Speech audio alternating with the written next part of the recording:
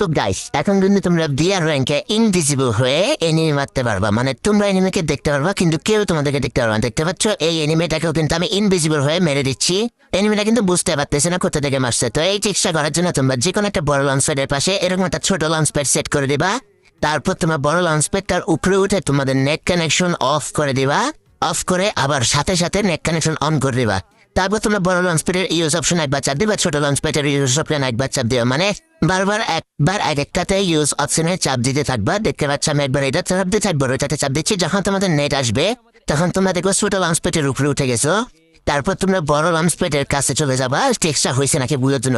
বড় লঞ্চ প্যাডের কাছে আসার পর যদি তোমরা ইউজ অপশনে চাপ দেওয়ার পরও বড় লঞ্চ প্যাডটা ইউজ করতে না পারো, আর যদি এই পাশে যে ছোট লঞ্চ প্যাডটা আছে সেটা ইউজ করতে পারো, তাহলে মনে করবো তোমাদের টেক্সটটা হয়ে গেছে। তো দেখতে পাচ্ছ এই টেক্সটটা করে কিন্তু আমি সামনের যে এনিমিটা আছে সেটাকে মেরে 10 কিল করে ভুইয়া করে ফেলছি।